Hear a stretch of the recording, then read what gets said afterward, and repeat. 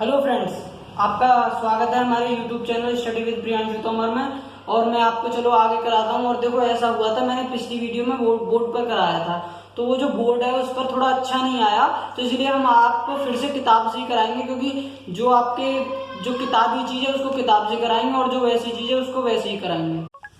तो पिछली वीडियो में हमारा 14वें पैराग्राफ तक हो गया है, तो इसमें आज हम शुरू करते हैं कि तेरे में है ना यह गुण जो तू व्यथाएं सुनाए, व्यापारों को प्रखरमती ओ युक्तियों से चलाना, बैठे जो हों निज सदन में मेघ सी क्लांति वाले, तो चित्र को इस भवन के ध्यान से देख जाना। तो इसमें जो राधा जी वो कहती हैं कि हे पवन, तुम्हारा मुख नहीं है, अतः तुम किसी भी बात को बोलकर समझाने में असमर्थ हो। यद्यपि तुम्हारे भीतर बोलने का गुण नहीं है, तथापि तुम अपने क्रिया व्यापारों और कुशाग्र बुद्धि के द्वारा अपनी बात समझाने में सक्षम हो।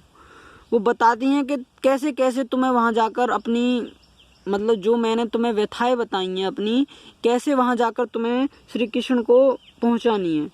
तो कि तुम मेरी व्यथाएं और संदेश मेरे प्रियतम को देने में अपने क्रिया व्यापारों और अपनी कुशाग्र बुद्धि का ही प्रयोग करना। यदि बादलों की कांति के समान सुंदर वर्ण वाले मेरे प्रियतम अपने घर में बैठे हों, तो तू सबसे पहले घर में टंगे सभी चित्र को ध्यान पूर्वक देखना। तो आगे है, जो चित्र में विरह वधुरा का मिले चित्र कोई, तो जाके निकट उसके भाव से यों हिलाना, प्यारे होके चकित जिसमें चित्र की ओर देखें, आशा है यों सुरती उनको हो सकेगी हमारी। तो कहती हैं राधा जी कि उन चित्रों में अगर विरह के दुखी किसी स्त्री का चित्र हो, तो उस चित्र के पास जाकर तो उसे इस भाव से हिलाना कि मेरे प्रियतम आश्चर्यचकित होकर उसे देखने लगे। मुझे पूर्ण आशा ही नहीं बल्कि विश्वास है कि उस विरहिणी का चित्र को देखकर उन्हें मेरी याद अवश्य आएगी कि मेरे प्रियतमा राधा भी मेरे विरह में इसी प्रकार व्यथित होगी।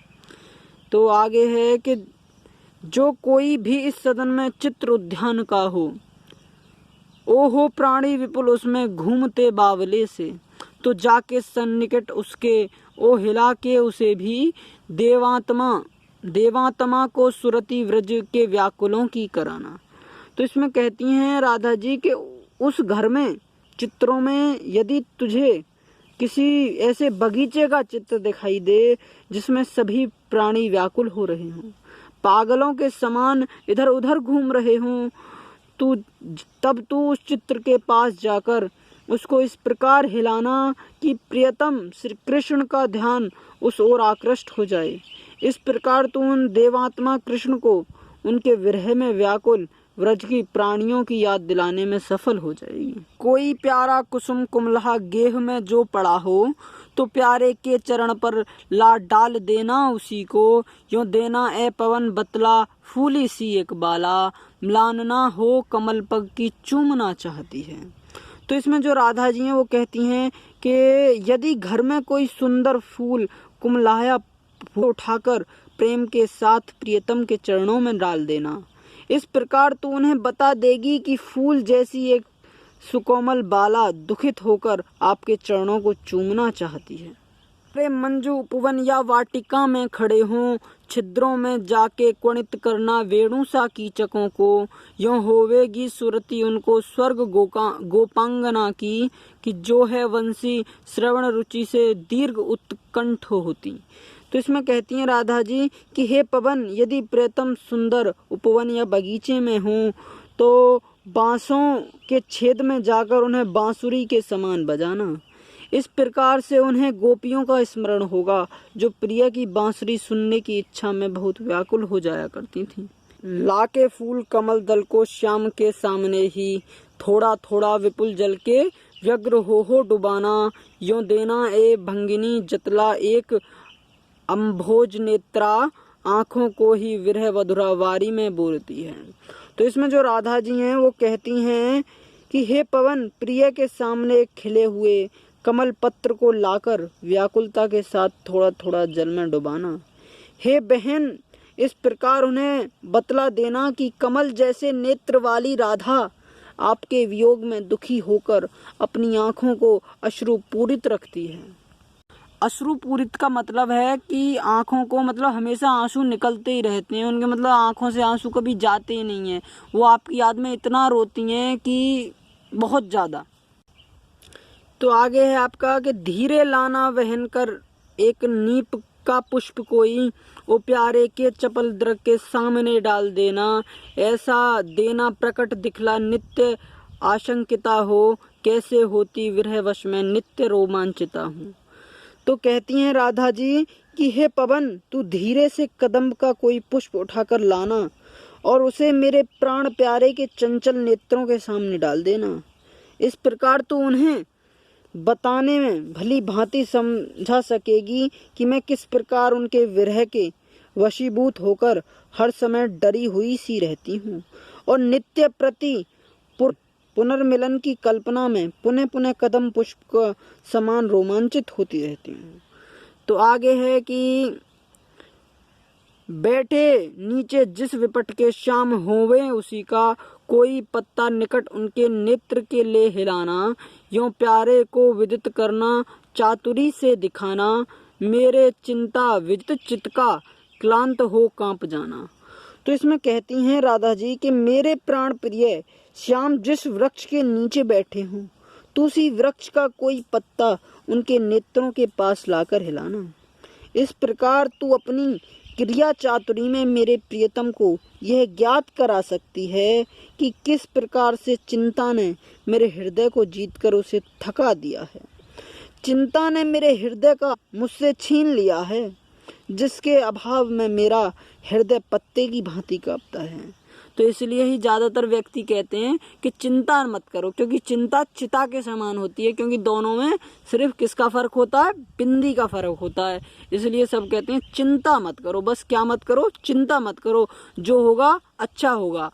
कभी भी मतलब वैसे होते तो एक नेगेटिविटी भी होती है, एक पॉजिटिविटी भी होती है, पर आप जितना ज्यादा से ज्यादा हो सके पॉजिटिव रहो, क्योंकि जो पॉजिटिव रहते हैं ना उनके साथ गलत कम होता है। क्योंकि बहुत से होते हैं ऐसा सोचते हैं हमेशा कि हमारे साथ कभी सही नहीं हो सकता है, और ऐसा भी होता है कि उनके साथ सही होता ही नहीं, क्योंकि वो हमेशा नेगेटिव, क्योंकि जब तक नेगेटिव रहोगे तुम्हारे साथ नेगेटिव ही होगा। अगर अच्छा सोचोगे तो अच्छा होगा। और यही नहीं है कि सिर्फ अपने लिए अच्छा सोचो, सबके लिए अच्छा सोचो, और जब सबके लिए अच्छा सोचोगे तो वो ऊपर वाला जो बैठा है वो आपके लिए अच्छा सोचेगा, और जब सब अच्छा सोचेंगे तो अच्छा ही होगा। तो आगे है कि सूख जाती मलिन लतिका जो धरा पे पड़ी हो, तो पाँव के निकट उसको श्याम के ले गिराना, जो सीधे से प्रकट करना, प्रीति से वंचिता हो, मेरा होना अति मलिन हो, सूखते नित्य जाना।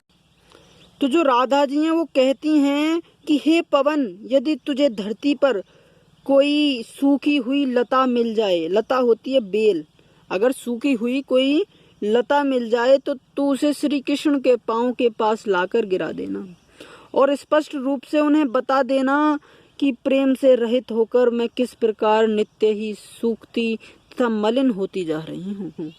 कोई पत्ता नवल तरु का पीत जो हो रहा हो, तो प्यारे के द्रग युगल के सामने ला उसे ही धीरे धीरे संभल रखना, ओ उन्हें यों बताना, पीला होना प्रबल दुख से परोशिता सा हमारा।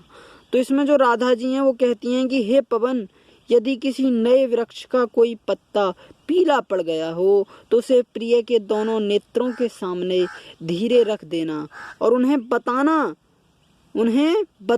कि उसी प्रकार मैं राधा भी प्रोषित पातिका नायिका के समान पीली पड़ती जा रही हूँ। तो आगे है आपका यों प्यारे को विदित करके सर्व मेरी व्यथाएं धीरे धीरे बहन कर के पाँव की धूली लाना, थोड़ी सी भी चरण रज्जो ला न देगी हमें तू, हाँ कैसे तो व्यथित चित्त को बोध में दे सकूंगी। तो इसमें जो राधा जी वो कहती हैं कि हे पवन, जैसे मैंने बताया है तू वैसे ही मेरी समस्त व्यथाएं प्रियतम श्री कृष्ण के सम्मुख व्यक्त कर देना। जब तू वापस आए तो एक कार्य और करना, तू धीरे से उनके पाँव की धूली को उठाकर ले आना। यदि तुझे उनकी थोड़ी सी चरण धूली ला देगी तो मैं उसे अपने माथे पर चढ़ाकर अपने दुख मन को समझाकर उसे धैर्य बांध लूंगी। तो आपका लास्ट है, अब आपका लास्ट आ रहा है यहाँ पर, अब बस यही रह गया है। तो बस फिर इसके बाद वीडियो खत्म होगी और यहीं हम छोड़ेंगे, फिर कल से आपका अगला पार्ट कराएंगे। कि पूरी होवे ना यदि तुझसे अन्य बातें हमारी, तो तू मेरी विनय इतनी मान ले ओ चली जा, छूके प्यारे कमल पग को प्यार के साथ आजा, जी जाऊंगी हृदय तल में मैं तुझी को लगा के। तो इसमें जो राधा जी वो कहती हैं कि हे पवन, अब तक मैंने जितनी बातें बताई हैं, यदि तुझसे ये बातें पूरी ना हो सकें तो मेरी इतनी सी बात स्वीकार करके तुरंत ही मेरे प्रियतम के पास चली जा और मेरे प्राण प्रिय के कमल रूपी पैरों को प्यार के साथ छूकर आ जा। तब विरह में मात्र प्राय मैं तुझे अपने हृदय से लगाकर फिर से जीवन धारण कर लूंगी। तो जैसे मतलब ऐसा प्यार था श्री कृष्ण और राधा का कि बहुत गहरा, इतना गहरा था कि समुद्र, जैसे समुद्र गहरा होता है ना, उससे भी कहीं गहरा ऐसा। तो बस इस वीडियो में इतना ही। Thanks for watching. हमारे चैनल को ज़्यादा से ज़्यादा सब्सक्राइब करें, लाइक करें, कमेंट करें और ज़्यादा से ज़्यादा जितना हो सके शेयर करें।